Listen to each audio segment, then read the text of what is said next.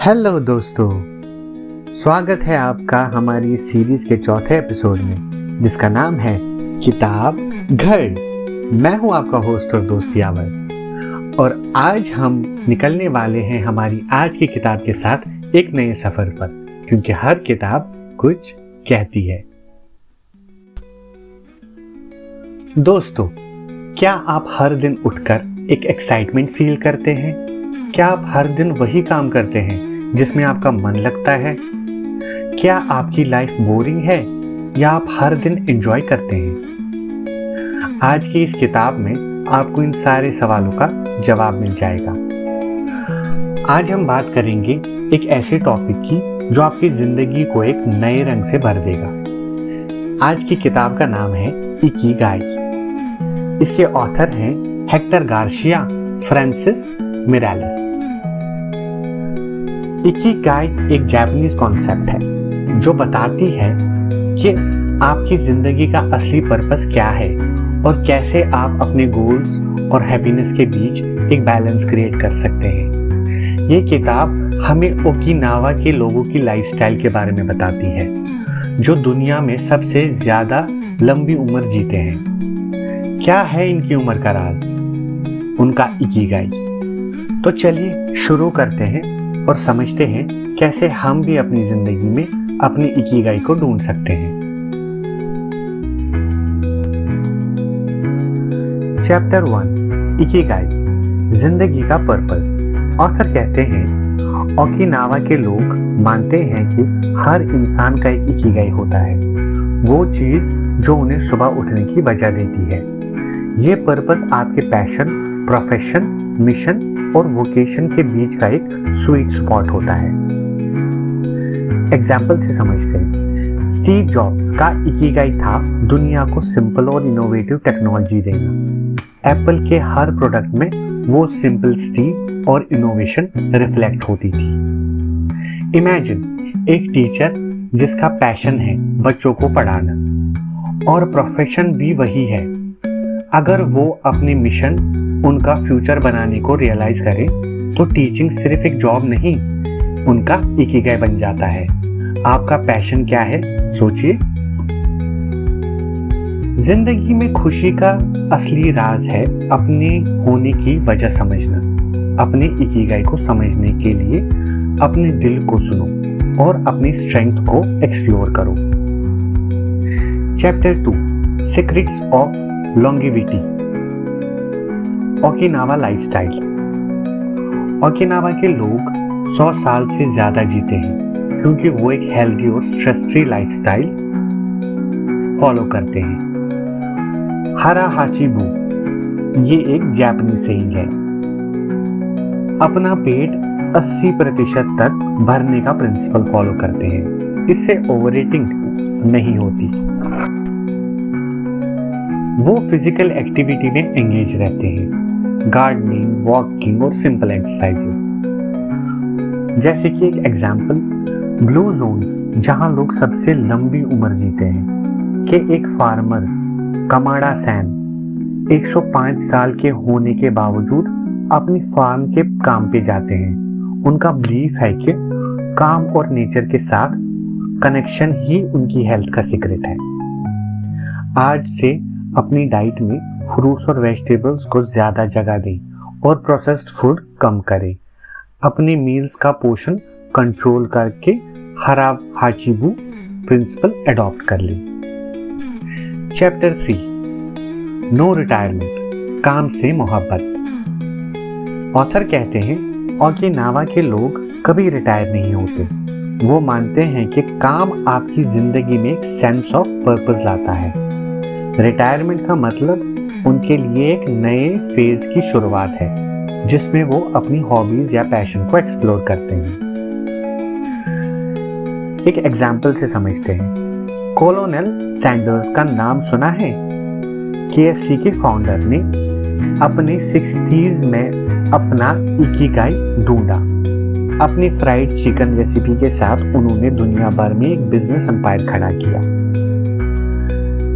आपका पैशन और पोटेंशियल कभी रिटायर नहीं होता। अगर आप अपने गोल्स को फॉलो करते हैं तो एज सिर्फ एक नंबर बन जाता है। एक लिस्ट बनाइए उन चीजों की जो आपको एक्साइट करती है और रिटायरमेंट के बाद आप भी उन्हें परस्यू करना चाहेंगे।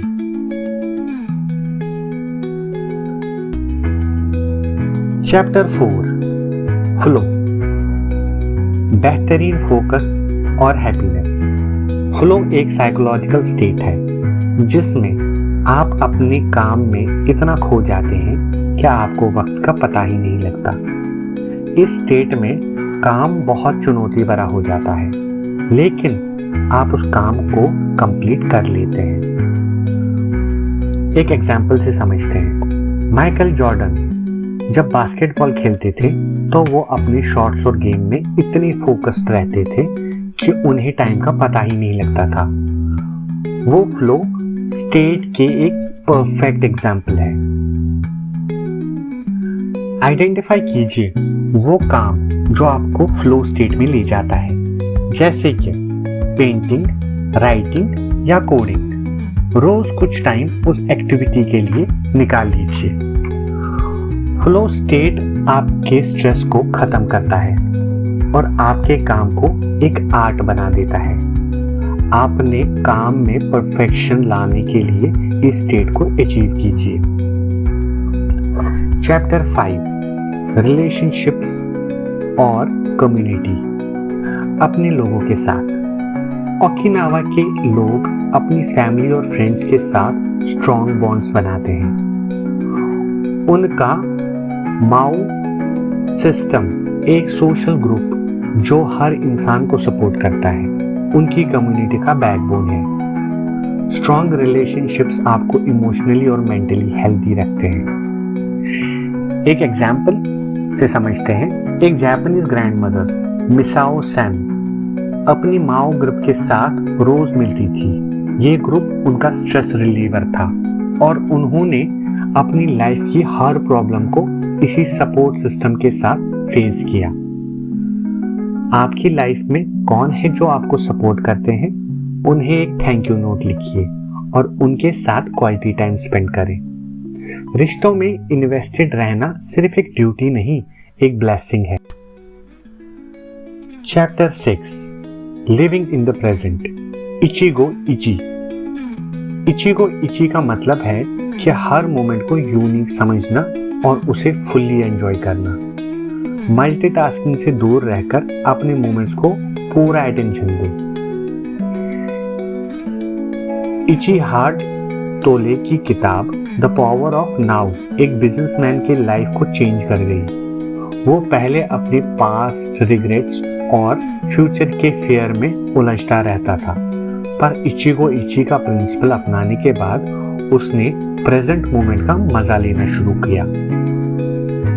अपने दिन के एक मोमेंट को चूज कीजिए, जैसे सनराइज देखना या फैमिली के साथ डिनर करना। उस मोमेंट को फुल्ली एंजॉय कीजिए और डिस्ट्रैक्शंस को साइड में रख दीजिए। जिंदगी एक कलेक्शन ऑफ मोमेंट्स है। अगर हम हर मोमेंट को अप्रिशिएट करते हैं तो जिंदगी अपने आप ब्यूटीफुल बन जाती है। Chapter 7 resilience the power of endurance. Okinawans ये मानते हैं कि मुश्किलें जिंदगी का हिस्सा है। वो चैलेंज को सीधे फेस करते हैं और इनसे सीखते हैं। ये रिसाइलियंस उनकी जिंदगी की फिलॉसफी का एक इम्पॉर्टेंट हिस्सा है। रियल लाइफ एग्जाम्पल से समझते हैं। जेके रोलिंग का सोचिए, जो दुनिया की एक मशहूर ऑथर है। उन्होंने अपना सबसे पहला हैरी पॉटर बुक लिखने से पहले बार बार फेलियर फेस किया। 12 पब्लिशर्स ने उनका मैन्यूस्क्रिप्ट रिजेक्ट कर दिया, पर उन्होंने अपना इकिगाई स्टोरी टेलिंग का जुनून कभी नहीं छोड़ा। आज उनकी कहानी दुनिया भर के लोगों को इंस्पायर करती है। ये होती है रिसाइलियंस की ताकत। आप भी अपनी लाइफ के हर सेटबैक को एक अपॉर्चुनिटी की तरह देखिए। हर फेलियर आपको और स्ट्रॉन्ग बनाता है। जिसे कहते हैं, जो पेड़ तूफानों में टिकते हैं वही सबसे मजबूत होते हैं। आज एक चैलेंज के बारे में सोचें जो आपने रिसेंटली फेस किया हो। उस मोमेंट पे आपने कैसे रिएक्ट किया, क्या सीखा और कैसे बेटर बन सकते हैं, इस पर ध्यान दें। एक बार लिखने की कोशिश करें। जिंदगी हमेशा आपको चैलेंज देगी और आपकी पहचान उन चैलेंज के सामने आपके रिएक्शन से होती है। Chapter 8 connection with nature, the healing power of the earth. Author कहते हैं ओकिनावास का नेचर के साथ डीप कनेक्शन है। वो मानते हैं कि प्रकृति के पास हर बीमारी का इलाज है, चाहे वो फिजिकल हो, मेंटल हो या इमोशनल। जैसे कि गार्डनिंग, फार्मिंग और रिचुअल्स के थ्रू वो अपने आप को नेचर से कनेक्ट करते हैं। आप भी जब गार्डनिंग करें या पार्क में वॉक करने जाएं, तो आप देखेंगे कि आप रिफ्रेश्ड और एनर्जेटिक फील करते हैं। प्रकृति के साथ जुड़ना सिर्फ हीलिंग नहीं है, बल्कि लाइफ की सिंपलिसिटी को अप्रिशिएट करना भी है। 10 मिनट नेचर के बीच गुजारिए, चाहे वो घास पे चलना ही क्यों ना हो या आसमान में सितारे देखना। नोटिस कीजिए कि ये एक्सपीरियंस आपके मूड और एनर्जी पर कैसे काम करता है। Chapter 10 the importance of small joys, finding happiness in everyday moments. Author कहते हैं ओकिनावास का मानना है कि हैप्पीनेस बड़े इवेंट से नहीं, छोटी छोटी चीजों से आती है। उनकी चाय पीने की सेरेमनीज, चहकते हुए बर्ड्स को सुनना या फैमिली के साथ मील शेयर करना इन्हें खुशी देता है। एक गर्म चाय का कप, अपने पेट के साथ वक्त बिताना, एक अच्छी बुक पढ़ना, ये सब छोटी छोटी मोमेंट्स जिंदगी को मीनिंगफुल बनाती है। जिंदगी के छोटे मोमेंट्स को अप्रिशिएट करके आप सच में खुश रह सकते हैं। हैप्पीनेस एक्स्ट्रा ऑर्डिनरी नहीं, ऑर्डिनरी मोमेंट से है। आज एक छोटी खुशी ढूंढिए, जैसे एक मॉर्निंग वॉक या सनसेट देखना। उस मोमेंट को पूरी तरह एंजॉय कीजिए। Chapter 11 the 80/20 rule, focus on what matters most. Author कहते हैं ओकिनावास अपनी एनर्जी सिर्फ उन्हीं चीजों में लगाते हैं जो उनके लिए सबसे ज्यादा इंपॉर्टेंट होती है। वो 80/20 रूल फॉलो करते हैं, मतलब 20% काम 80% रिजल्ट्स लाता है। आप अपने 20% काम को आइडेंटिफाई कीजिए जो सबसे ज्यादा इंपैक्टफुल है। तो दोस्तों, यही तक का था आज का सफर इकिगाई के साथ। इकिगाई एक फिलॉसफी नहीं, एक जर्नी है जो हमें एक खुशहाल जिंदगी जीने का रास्ता दिखाती है। हर दिन अपने इकिगाई को समझने की कोशिश कीजिए।